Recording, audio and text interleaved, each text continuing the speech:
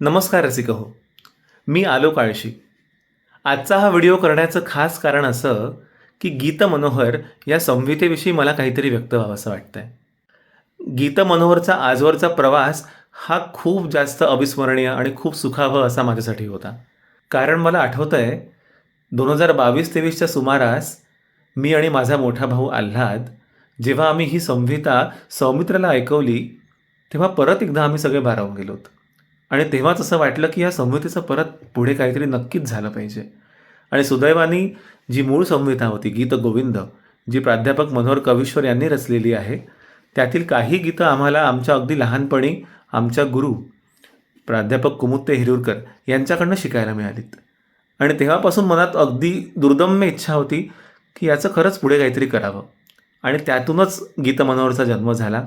यापूर्वी याचे 5 प्रयोग अत्यंत भरघोस प्रतिसादात पार पडलेत. रसिकांनी खूप उचलून धरला हा कार्यक्रम. नवीन संहिता असूनसुद्धा त्यातील गाणी, त्यातलं संगीत, साहित्य यावर लोकांनी भरभरून प्रेम केलं.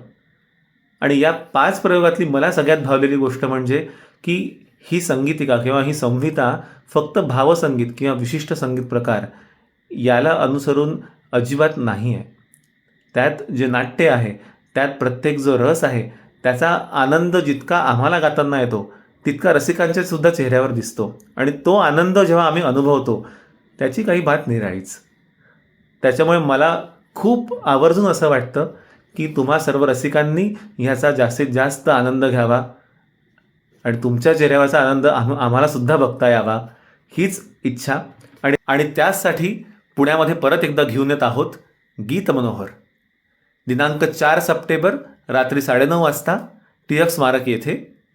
याच्या देणगी प्रवेशिका ticketkhidki.com या संकेतस्थळावर उपलब्ध आहेत. तेव्हा जरूर या, आम्ही वाट बघतोय. नमो गोविंदाय. माना मानव वा परमेश्वर, माना मानव वा परमेश्वर, मी स्वार्थी